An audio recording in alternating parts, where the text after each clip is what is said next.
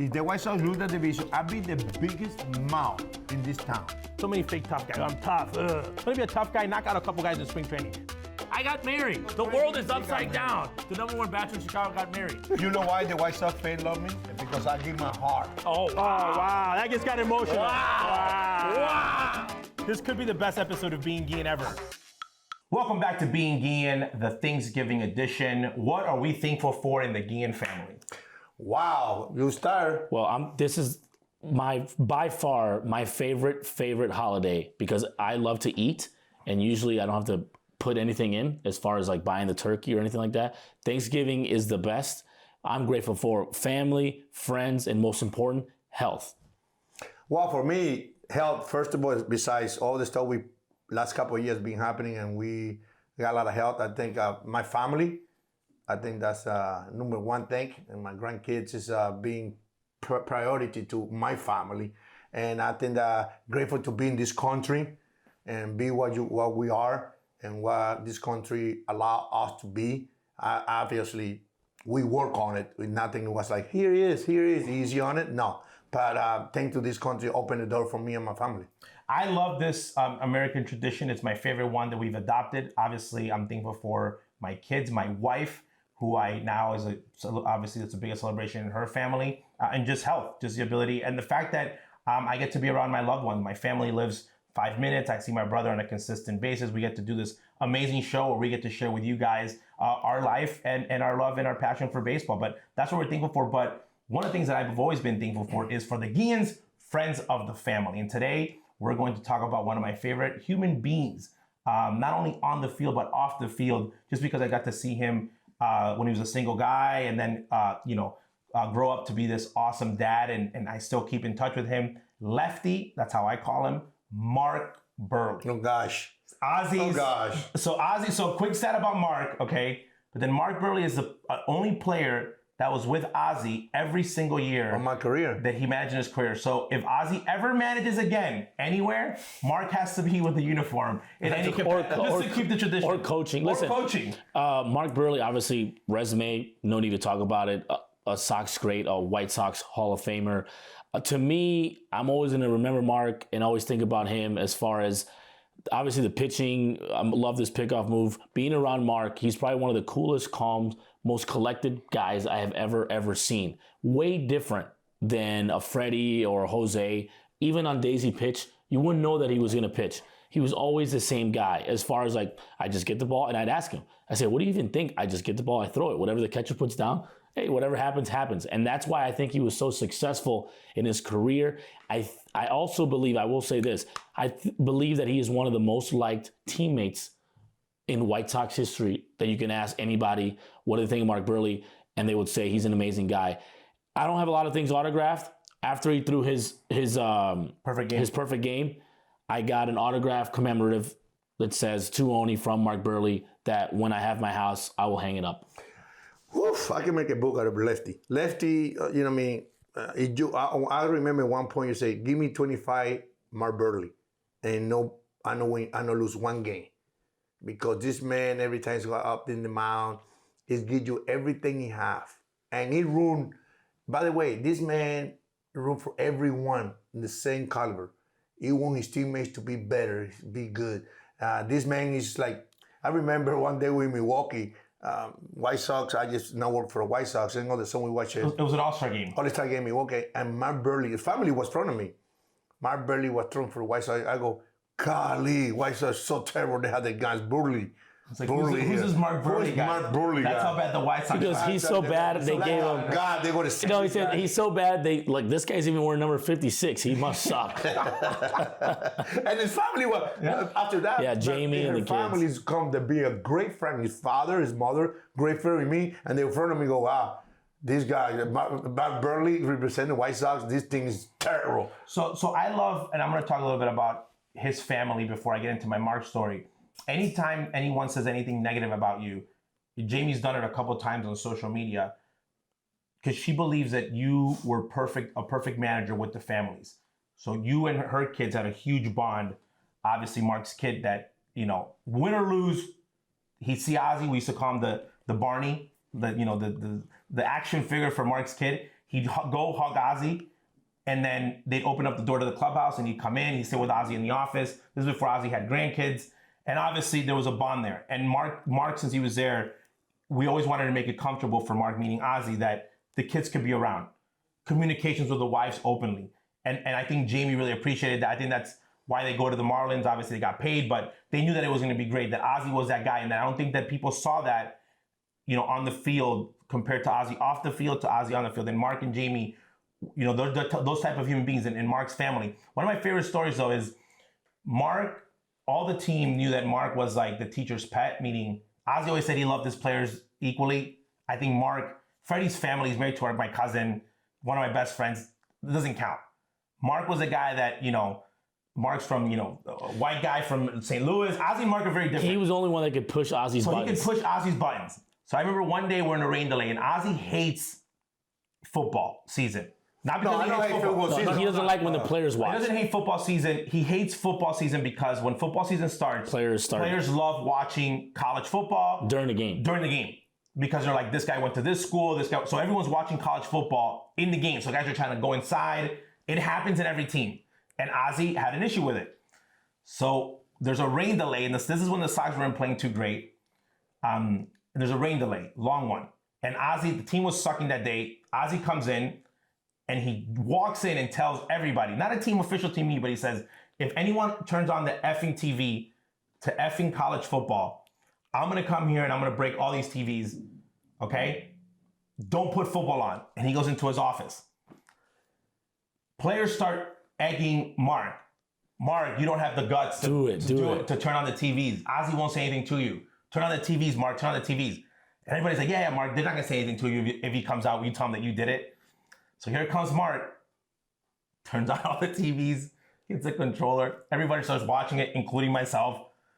All of a sudden, Ozzie's like, what the is going on? He runs out, sprints out of the thing, and he's like looking, he's like, who turned on these effing TVs? Now, because he's just not turning them off. He wants to know who turned them on. And Mark, like a kid goes, raises his hand. Mark has no idea what Ozzie's gonna do. And Ozzie beelines it to Mark and rips him. And Mark's like this. He's not laughing. And I was like, what the F you think you're doing? Who you think you effing are? This is my clubhouse. I may say this rule. Don't ever disrespect me. Doing that. And everybody in the thing is like, what? I'm like, whoa, Ozzie's ripping on Mark. He leaves and everybody's like, and Mark's like laughing. Like he's laughing. Ozzie, he laughs. He's laughing and we're all like, you just got ripped. He's laughing. He lets 10 minutes go by. He walks into the office and he sticks his head out in and he's like, you know that I did that to get you going, on purpose. He goes, I didn't think you were gonna rip on to me that much. And he goes, don't ever effing do it again. But that's just who he was. I break two TVs. He broke by the way, he broke the TVs, by the way. So those TVs have to come out of the check, and then obviously you have to take the TVs out. But he broke them, boom, boom, boom. TV's gone. And Mark's laughing. He's enjoying this. But that's the type of person that he is. Another one is from a baseball story. One day I just, something, I don't know. I was crazy the soon I walked to the ballpark. And I arguing with the umpires. And I cursing everybody out back and forth. All of a sudden, Mark come out with a red cup. He tap me in the shoulder, go, get out of here. Then he go, can you take a sip of this, please? That will help your health. You have a vodka. I took a sip, get out. I just threw it at him. Everybody was laughing because, they always. It's a great way to break the ice. They don't like to see me be that mad at the ball game because they know how much I love the players, how much I care about them. And every time something bothers me, and I think it bothers the players too, they want to make it better for me, I guess. We have so many Mark Buehrle stories. We're probably going to have to do a second segment. But Mark, we love you from the Guillén family. It's been an honor to know you and still be friends with you. 56! Coming up, what was your favorite subject in school? And why? La clase de español. Spanish because class? the teacher was on fire. She was a hot teacher? That's it. a good way to Besides like that, the teacher. and I hate going to school. I know what's good enough in school. If we're going to talk about school, I don't think you guys. I don't think you guys.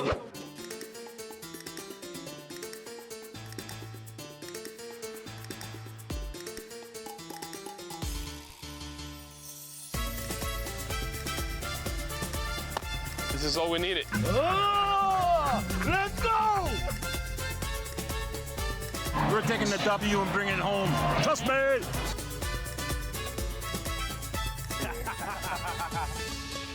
Let's go meet the family. Ooh. Tenemos un invitado fuera de este mundo. De los Tampa Bay Rays, mi compadre Randy Arozarena. Un aplauso para El día de hoy lo ha hecho como jugador, lo ha superhecho como manager. Ese Carlos Gómez es muy bueno para los trompos. Y ándale, ándale. No más pregunta la McKay. ¡Pero no! ¡La sacó la tequila!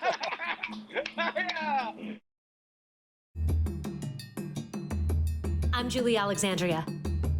And I'm Jennifer Mercedes. Between the two of us, we have over 2 decades of experience working in professional sports. We're telling the stories of women who are at the top of their game in sports and business. Whoever you are and however you come to the party, that is not only okay, but it's needed in the space. So if you want to come in here and I want to wear my Hope earrings and my red lipstick, guess what? I can still talk ball. Welcome to the locker room. Welcome back to Being Guillén. This is a new segment. It's going to be called Asking Ozzie, not this one, but this one. Oh, okay. Obviously, in our lives, Oney and I have always had questions that kids want to get asked. And, you know, sometimes you don't really ask. And now we have a show, so we're going to ask. And I'm going to start off real quick. So, you guys make this up, or trust me, it's on the spot. Do it for TV. It's on the spot. You can ask me anything. So I'm gonna go right away. I'm gonna go because mine's gonna be all around academics. What was your favorite subject in school and why? And yeah, the first subject, I know how one never went in. The first subject for me was PE, physical education. Physical education. That's it. That's one I like the most. The second one was la clase de español, Spanish because class. The teacher was hot fire. She was a hot teacher. That's a good way to like a teacher. And I hate going to school. I know what's good enough in school.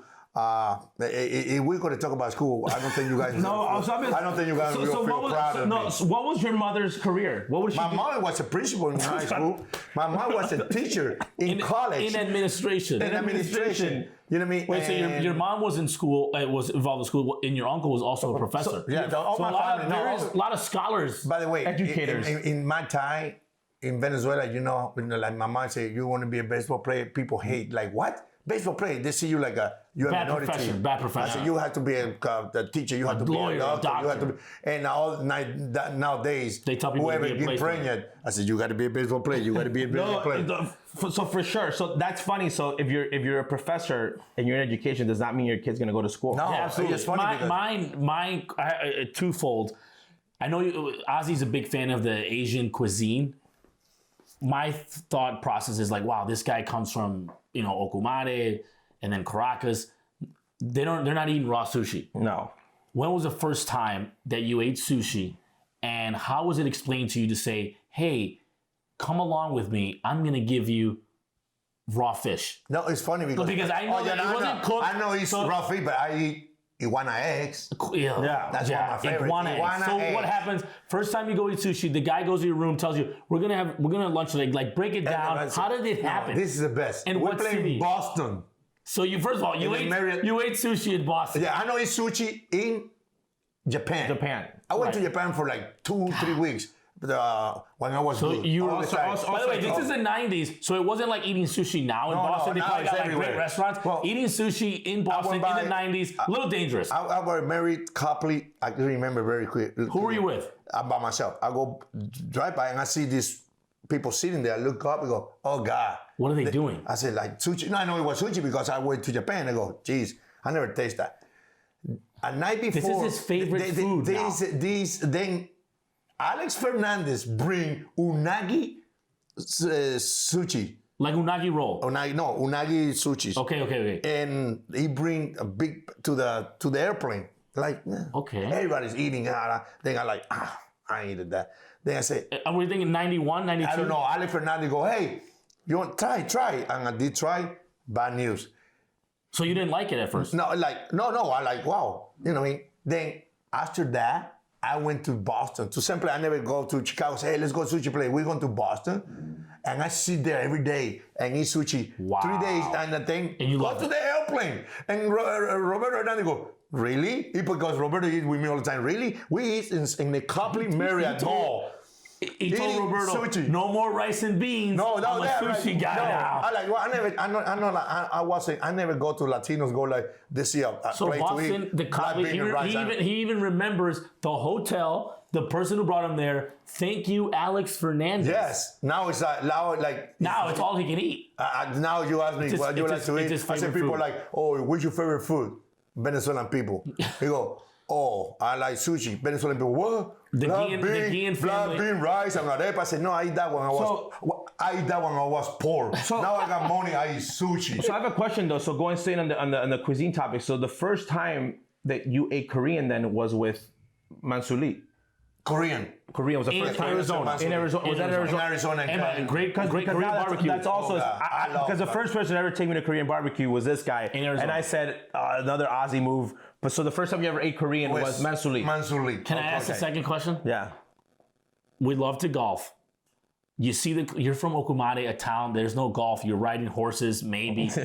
First time you see a guy with the clubs, the thing.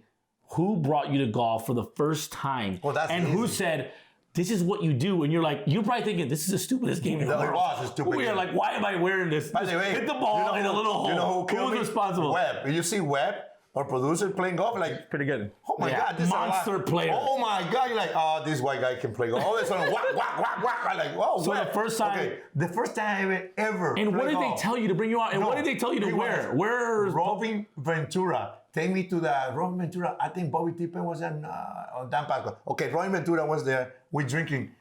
After the game, they're going to hit some balls in Sarasota. driving range? Driving range. And they said, probably told you, not they said, Ozzie, we can drink during this activity. No, You said, I'm in. Okay, then they play and they told me like, like it's still a little bit like that. But I get in the car and say, Did you fall in? You didn't like it? No, I like, This come is on. dumb. Then we have a golf tournament in the day off with the White Sox. You got to pick a team. And I picked Walter Riniak, Robin Ventura, and Dan Pasqua. And I dressed them up.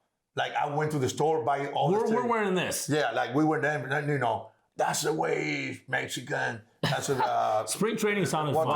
Walter Riniak, yeah. We dressed like a. By the way, very good golfers in those groups. So your Walter team was a good golfer. Yes, you played with a very good team. We dressed like we're the best. All of a sudden, we take a picture, wow. And Walter laughing at me, go, you don't have the patience to play golf. I said, why? You're too hyper. You got to be nice, relax. His favorite thing to do now, by the way, is golf. And now, isn't that crazy to think how it evolved? Sushi, the golf. But you know what? I hate golf because you see people play golf in my country. They was rich, educated person. And in Venezuela, people that golf, didn't have money. People play golf in Venezuela sometimes. Then, I don't know, now I play golf in Venezuela. People think this poo-poo don't smell.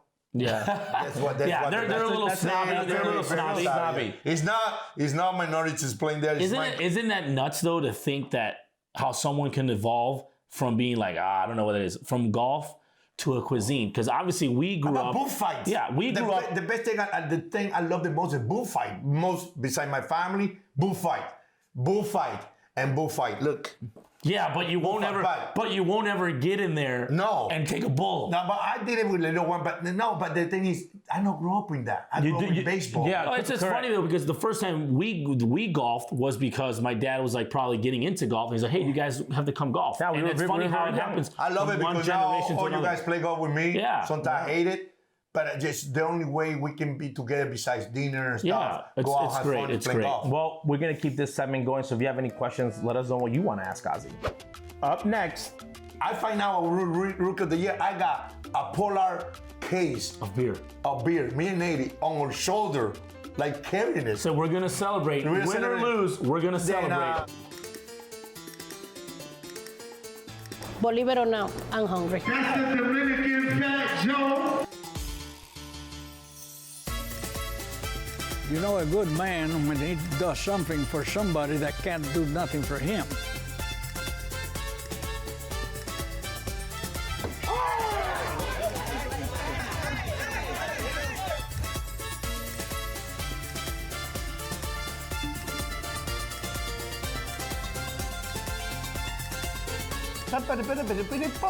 Gloria Estefan. No, it's possible.